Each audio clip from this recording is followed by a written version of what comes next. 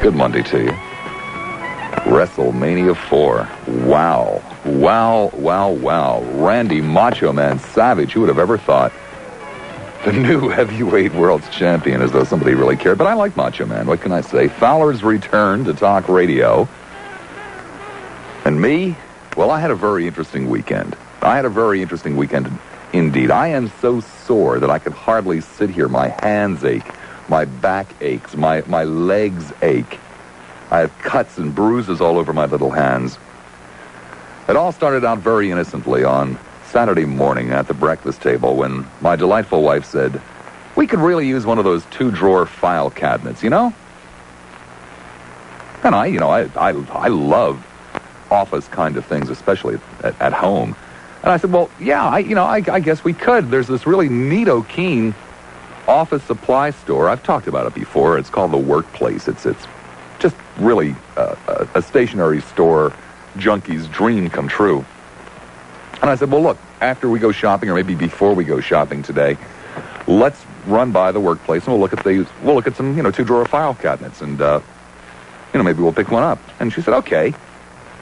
And I thought, well, gee, this would really be a great time. Here I have just told my wife that she can spend $40-50 on a two-drawer file cabinet.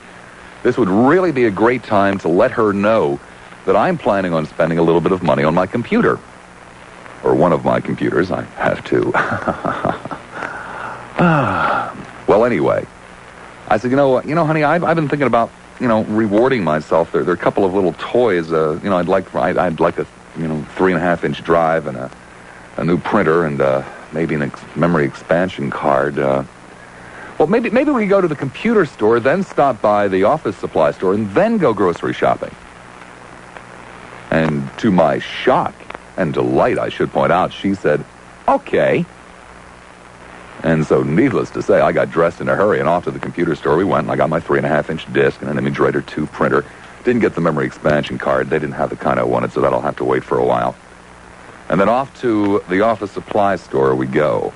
And we start looking at two-drawer file cabinets. And, a two-drawer file cabinet's a two-drawer file cabinet, right? Of course it is. Except we saw one that was made out of wood. And it matched the desk next to it, which, of course, matched the bookcase credenza, which, of course, matched the computer printer stand. And it was all at a very good price. And, the second bedroom really looks bad. I mean, the second bedroom where I have all this junk really looks bad because it's all spread out over an old dining room table, and I don't know, it was just a mess, and we're both embarrassed about it, and we both hate to walk in the room, and we thought, well, gee, if we had this wooden two-drawer file cabinet and a computer printer stand and the desk and the credenza bookcase thing that goes with it, it would certainly make that room look a lot neater.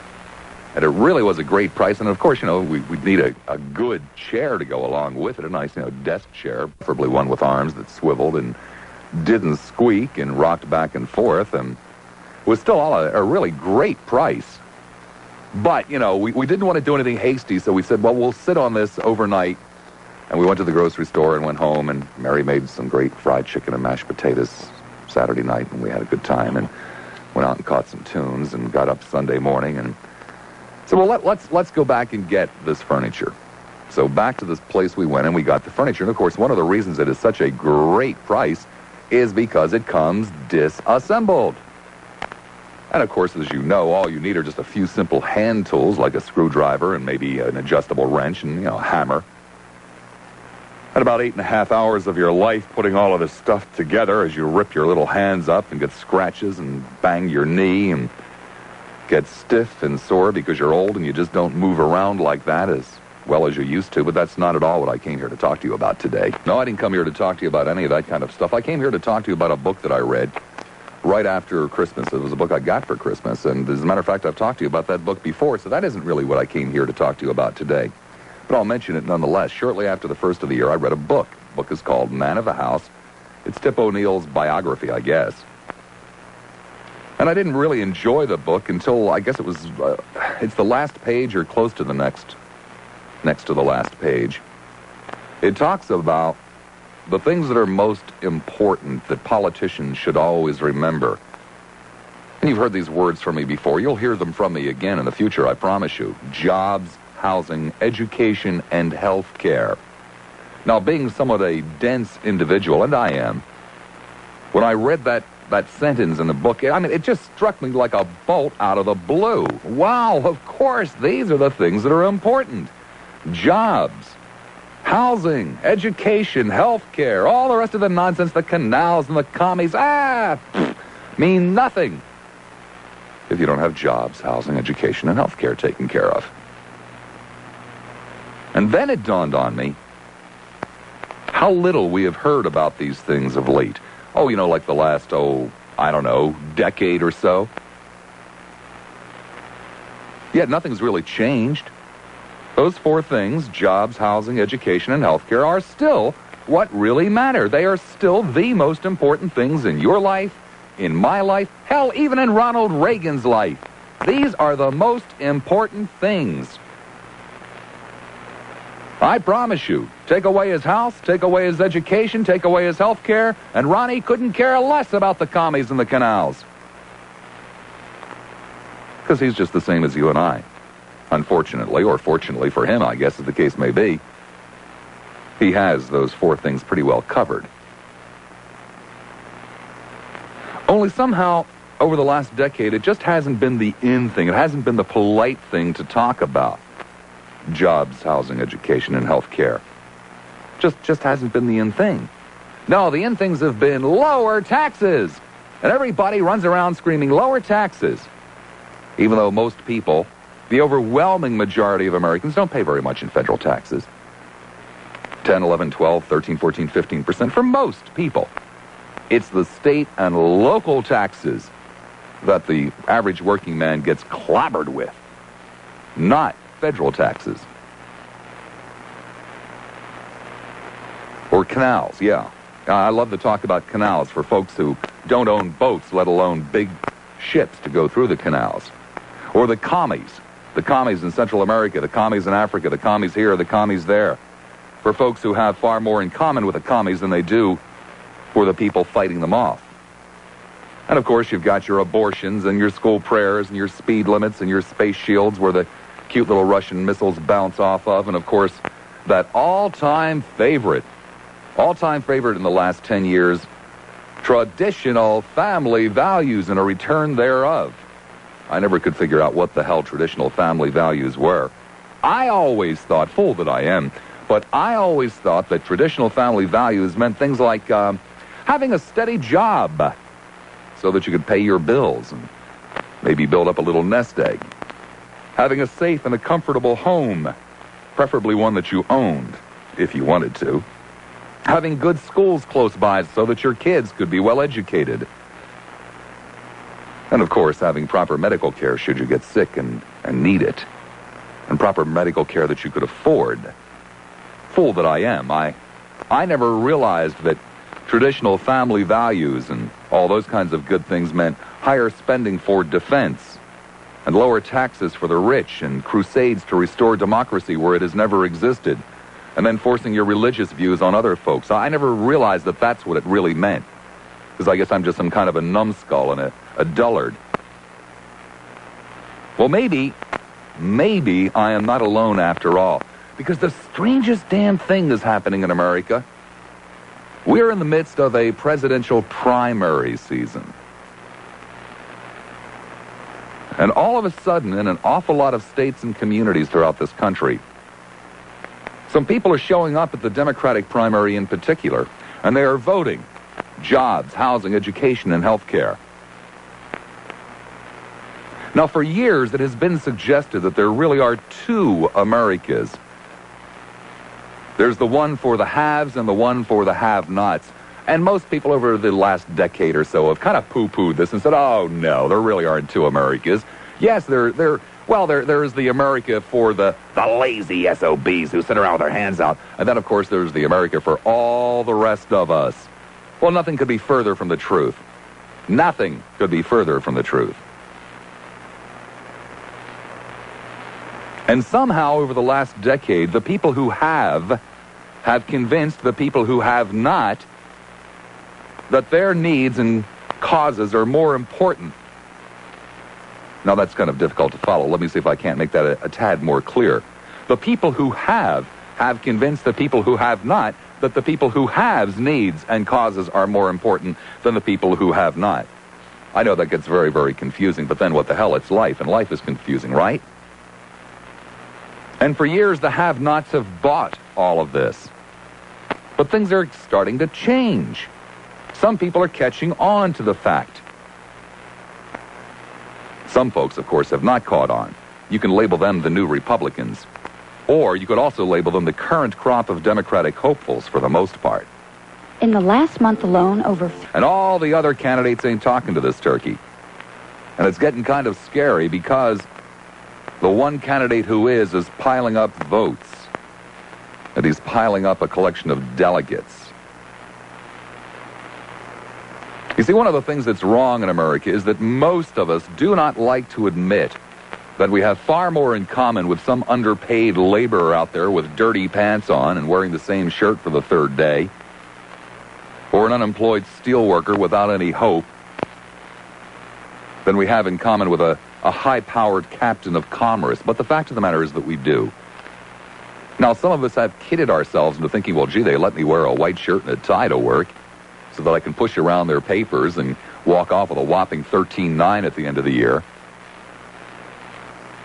But we have nothing in common with the guys that really wear the white shirts and ties. And a lot of folks in places like, Michigan are starting to realize it. That's what happened over the weekend. And that's why it happened over the weekend. So why is this kind of scary? Because the guy that's doing the talking to these people is black. And he's kind of rough around the edges. But he has a lot of excess baggage that he brings along with him. Comments like Hymietown and Louis Farrakhan and some other stories that you haven't even heard. That's why it's scary. And this man is on the verge of making the Democrats face up to reality. This man is on the verge of making the Democrats prove that the rhetoric of all those past years is for real. You know the rhetoric I'm talking about, equal opportunity, etc., etc., etc. Or if the Democrats don't prove that that rhetoric is real, they will rip their party right down the middle. It is rapidly becoming a can't-win situation. Now, the real kicker is that this country is not about to vote for Jesse Jackson. Yes, there are people in increasing numbers who are voting for him. But even they are a minority within the Democratic Party. So Jesse is not about to be elected, no matter what. So if the Democrats put their money where their hearts supposedly lie and get behind Jesse and give him the nomination, they're going to get clobbered in November. But if they try to weasel out of this and allow Jesse to come in with the most votes or the most delegates or even close to the most votes and close to the most delegates and try to weasel out of that, they risk not only being shown as hypocrites, but destroying their party, which is a party of coalitions. It should indeed be a very, very interesting summer and fall. Now, come on, be honest with me, huh? Is your best interest with George Bush and the Republicans or Jesse Jackson and the Democrats? Which one is really speaking your language? Now, one of them runs around saying, I won't change a thing. The other one runs around saying, there's something wrong here. There's something wrong. Factories shouldn't be closing down. I'm going to do something about that. People shouldn't live in substandard housing. I'm going to do something about that. People shouldn't go without health care because they can't afford it. I'm going to do something about that. The other one runs around saying, elect me and I'm going to lower capital gains taxes. As though that really makes a difference to the average guy out there on the street. I mean, come on. What do you really want? A canal in Panama? Or a steady job with security and benefits? What do you really want, a face shield where the cute little animated Russian missiles bounce off? Or affordable health care?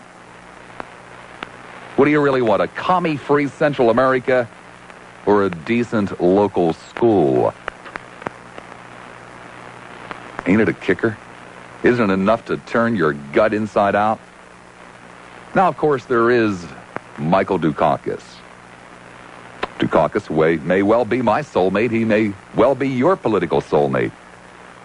But if I may borrow a tired old phrase from a horrible man, Dukakis reminds me of an effete intellectual snob. And there really ain't no one else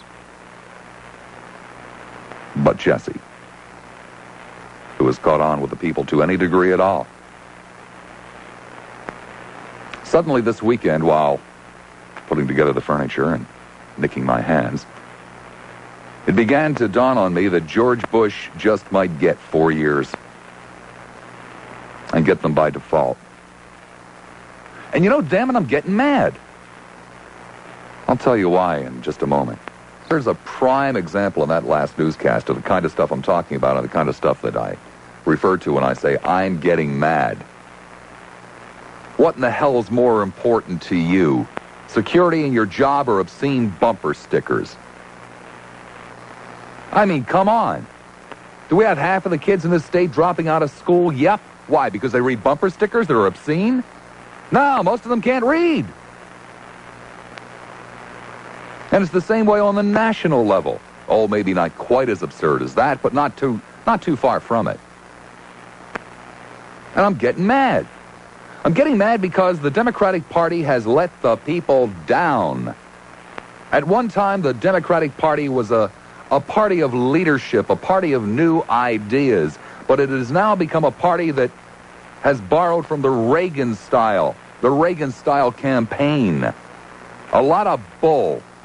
A lot of telling the people what they think they want to hear. And not a hell of a lot in the way of substance, but for one guy. And that guy's name is Jesse Jackson. The problem is Jesse is just not a viable candidate. Jesse Jackson's candidacy is a bad dream come true. But the Democrats got themselves caught in this trap, this Reagan-style campaign trap.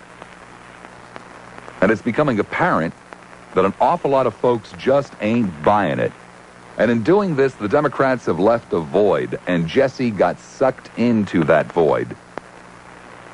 And the time is beginning to run out to do something about it. Now, as a general rule of thumb, I normally have an answer for everything. But not this time. I frankly have no idea as to what these poor folks, the Democrats, should do.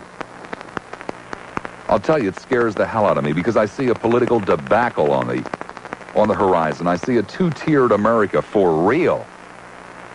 And I see some real polarization on the horizon for real.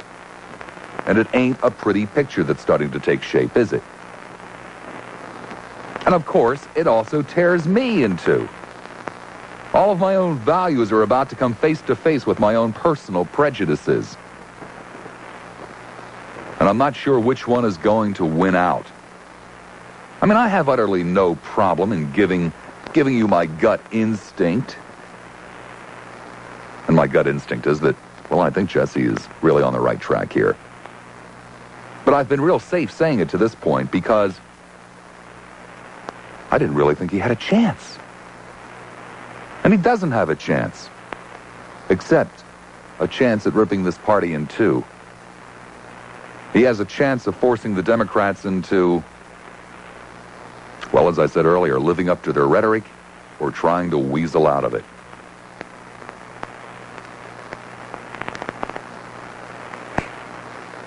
It's a real quagmire. It's a nightmare.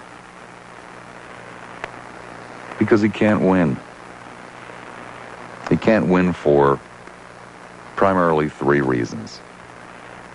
First of all, the entire country is not ready yet. Oh, not for a black man, for Jesse's ideas. There's still an awful lot of suckers in this country who think they have more in common with the rich people than they do with the working people. And then, of course, there is the problem that the country is probably not ready for a black man. And then there is the problem that Jesse comes equipped with a hell of a lot of excess baggage that to this point has not been much of a problem for him. Because to this point, people have been pretty easy on Jesse. The media has been easy on him. His own colleagues have been easy on him because he's a black man.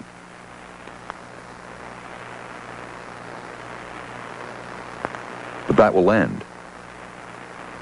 And those three things will keep Jesse from even coming close to being elected. Those three things will assure President Bush,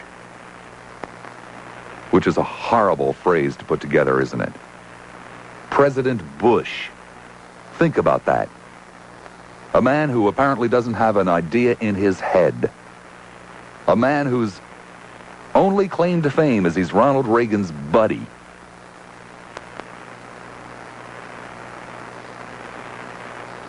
It's a hell of a mess. But this is the point in the program where we have to set the hook and get you involved in the conversation. So I've come up with a clever two-part question. What will become of the Democratic Party if they give the nomination to Jesse Jackson? Or part two, what will become of the Democratic Party if they deny it to him? Let me give you the telephone numbers. 99's paid lip service to the minorities. I think the Democratic Party has done a hell of a lot to advance the causes of minorities, but right now the Democratic Party finds itself in a rather unusual position of having a minority as its standard bearer. And so, therefore, you just don't think he's electable because he's a minority, right? Stan, I gave you three reasons why he isn't electable. Are you too stupid to understand the three things that I said? Shall I move on to another caller? Well, you or are you going to ask me dumb questions? You are. Let us go to Greg in Tampa. Greg, you're on the air, WFLA. Hey, Bob? Yes, Greg. Yeah, the Democrats can't dump him. They just got to fall on their sword. I mean, he won't have a chance, but they got to stick by him. No, they don't. But okay, they don't have to, but it'll be the end of their party if they don't. Jesse's might be the end of the party if they do. Independent ticket and beat out whoever they come up with. Might be the end of the party if they do. Well, they'll get beaten 50 out of 50 states. I agree. You know, you were talking about how the Republican Party and maybe some of the Democrats are just telling people what they want to hear. Well, I mean, really, what do you think Jesse's doing? He's doing the same thing. No, Jesse has actually come up with some ways to do some of the things he's talking about. I mean, the guy stands outside of these plants that are getting ready to close down and telling these people he's going to take care of them. Now, what is he going to do? Well, as a matter of fact, he has, as I have other people, proposed specific legislation that would make plants give at least 60 days notice in terms of closing down. That would be a big help than walking in on a Friday and doing your day's work and coming out on Friday afternoon and having them say, by the way, don't come back on Monday, the plant's closed. Well, not if you own the plant, but... Well, I beg your pardon? On the plant for those last 60 days. You feel sorry for the people. What about the slobs that work there? I agree. I mean, don't get me wrong. I wish everybody in the country could make a minimum of $20 an hour. Cause you know, more would come back to me, it'd be great, but the reality of it isn't there. I beg your pardon, the reality is there. It's a very unusual plant that doesn't find out until Friday at noon that it has to close and go out of business Friday at 4. It's a damned unusual organization. They usually know months in advance. Let's say, okay, so you delay the process 60 days, then what? Well, at least people have 60 days worth of notice to try to do something. Get other jobs or try to find another buyer or do something. Mm-hmm. Makes a hell of a lot more sense than just throwing somebody out in the gutter without notice, wouldn't you think? Yeah, but, you know, based on your monologue there, I think you had some good comments, and the one thing that really bugs me is this kind of increasing gap between the haves and the have-nots. And I think it's getting worse and worse, and it's going to get worse and worse until some of the young people, and not necessarily just young people, wake up and realize how important education is. I mean, I live in a half city. The people dropping out of high school. I live in a city filled with people who primarily live in $50,000 and $60,000 homes, who primarily either have fixed incomes or relatively low incomes. And I live in a city that thinks it has far more in common with Ivan Boesky than it does with Joe Blow, who's out there working every week. This is slowly coming to an end, but it's got a long ways to go because most people in this country still think they have more in common with Ivan Boesky. Yeah, but I guess it just kind of bothers me that Jesse and the rest of the Republicans are I don't know, kind of placing blame on either, like Gephardt blames the foreigners and Jesse blames big business, and the only thing that's really going to help these people's education, because the reality is over the long run, people are only paid what they're worth, and there are going to be, you can have protectionist measures that may, help for a while, or unions that temporarily will get them a higher salary, but over the long run, people only pay what they're worth, and they got to realize that, and they got to make themselves worth more, and the only way to do that is through education. For some people, Greg. We've got half the people in Florida. For some people, Greg. Pardon me? For some people, Greg, not all people. First of all, not everybody's capable of being educated, and secondly, if everyone was highly educated, there still wouldn't be the jobs for them. There would still be people driving cabs with PhDs. There would still be people with master's degrees running a McDonald's franchise. On and on and on. If everybody suddenly went out and got a great education, if everybody suddenly went out and became a computer programmer, it still wouldn't help the problem because there aren't the jobs. There aren't that number of jobs. If there was that much talent out there. And granted, when I say education, I mean, that we're talking technical field. I mean, learn how to be welders and there are only so many things to be welded. There are only so many air conditioners to be fixed. There are only so many computers to program. People, you can't pay people what they're worth. You have to pay people what it costs to live. People are not baskets of commodities. People are human beings. Ivan Boesky thinks you pay people what they're worth. Jesse Jackson thinks you pay people what it costs to live. I can see which one you think you have more in common with. Oren in WFLA. Good afternoon, Bob. Afternoon, Oren.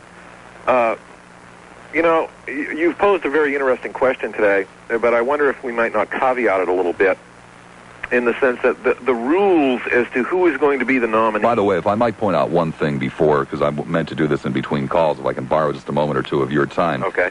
That town that I spoke of, filled with the $50,000 and $60,000 homes where people think they have things in common with Ivan Boesky, got a miserable call coming out of the county that town is in. Please continue, Oren. Okay. Bunch of jerks that live in Pinellas. I've never seen such idiots in my entire life. Oh, I don't live there, so I can't comment on it. But stay the hell out of it. Pardon me? Stay the hell out of it. It might get to you. Okay. The rules for who is going to be the Democratic or Republican nominee, for that matter, are very clearly cut out. And if Jesse Jackson or Michael Dukakis or George Bush or whomever wins the appropriated number of delegates, I mean, then that's what they are committed to on the first ballot. Is that not a fact? Not necessarily. And first of all, neither Dukakis nor Jackson will have the 2032 delegates. I believe it's 2032 that are necessary. No way. Okay. So we may go into a brokered convention. Is that it? That's correct. And it's quite possible that Jackson could get in there with, let's say, 1,800 delegates, and it's quite possible that Jackson could get in there with the largest popular vote and be denied the nomination. That would be truly unfortunate, but again, unfortunately, I believe it's a fact of life under which we have to live. My personal feeling is I would have an extremely difficult time if it came down, say, to a Dukakis-Bush election. I mean, it would take both hands with extreme effort to pull the lever for Dukakis, because I've lived under Dukakis in Massachusetts, and I know the kind of well, I won't go into that, but I have lived under Dukakis in Massachusetts. Jesse is saying a lot of things which I really and truly agree with. However, as you alluded to earlier, some of his excess baggage is a little bit difficult to swallow, and I understand that. Then again, I say, I'm not going to make the same mistake I made twice in the last 8 years in terms of George Bush. I don't think that the Democratic Party is going to allow itself to be dismembered by trying to illegally or unethically deny Jesse what his due deserts are. You've got to be kidding me. Pardon me? You've got to be kidding me. Do I understand you correctly with saying you don't think the Democratic Party would try to deny him the nomination? Well, here again, maybe it's holding false hope for their ethics. If it came down to the general election, and Jesse seems to have a great deal of support in the general populace, that the Democratic Party would be ignorant enough to ignore that. Political realities, Orrin, he's unelectable. Yes, maybe he won the Michigan primary, and yes, maybe he came in too in Florida and so forth and so on. But that was a handful of people, and a minority of that handful who voted for him. Are there white people who today would vote for Jesse Jackson that 10 years ago wouldn't have crossed the street for a black man? Yes, there are. Are there enough of them to elect Jesse? No way. Unfortunately, Bob, I think you may be correct. Stalin could probably do better. Pardon me? Stalin could probably get a greater vote nationwide. Bob, unfortunately, I think you're correct. However, I may be one of the last bastions of integrity, if that's the correct word to use, but I think the man is saying what the people want to hear and what the second term. Never. Well, I know an awful lot of people that said that about Ronald Reagan, too. No way. 4 years, yeah, one mistake, but not 8. Not this man. Listen, he had some appeal. But Mr. Bush has no appeal at all. And his wife is as dull as he is. Well, we seem to have had a very bad streak of presidential wives of late. Thank you, Lois. Thanks. Oh, Bob, how are you? Fine, thank you. Oh, that's good. I listen to your show all the time. Well, thank you. You have a good show. But anyway, I was listening about all this harassment about Jackson. Mm-hmm. And Jackson, the only one, I'm not saying it because I'm a black woman, too. But I have voted for a lot of white people, you know that? And I just don't care. Haven't had much choice to this point. Pardon me? You haven't had much choice to this point in voting for those white folk. No, I'm sure that's what I'm talking about. But the first time I ever voted, I'm going to tell you the truth. The first time I ever cast a vote was in 1952. And you know who I voted for then? Lassiter. Was there a very special meaning for you to go in and punch the ballot for Jesse Jackson this time around? Yeah, well, he's the only somebody that I see. He going out with he letting the people know what he mean to do. And he not looking over that, he just going out reaching at everybody. He ain't picking and choosing among no races. And I think that'd help if they just let him alone and come out. He's not elected. Don't go by his color. Go by the creed and the words that he mean and what he going out for. And speaking and mean what he gonna do. And let him do and elect him. Because if they don't, it's going to be something else. Because you take Bush running on Reagan coattail. I ain't on Bush say nothing he going to do. Have you? Not a word. Not a word. That man haven't said nothing he going to do. He running on Reagan coattail. And Reagan got the worst gown behind him there's ever been. He's sitting up there, but yet and still he holding on to what Ronald Reagan got. Bush got to go out and let the people know he got to do for himself. If he get elected, he got to run his own administration, not Ronald Reagan, because Reagan is going out, right? Yes, fortunately. Sure is. When his term up, he's going out. Now, what Bush can't jump up overnight. Well, his time was up a long time ago. One thing, he can't jump up overnight and set up administration. He got to let the people know what he's going to be doing if he get elected. Is I'm right or wrong? You're quite right. That's right. So I won't hold you too long. News time coming up, and that's all I want to say, Bob. I enjoy your show. Thank you, Dorothy. I enjoyed your call.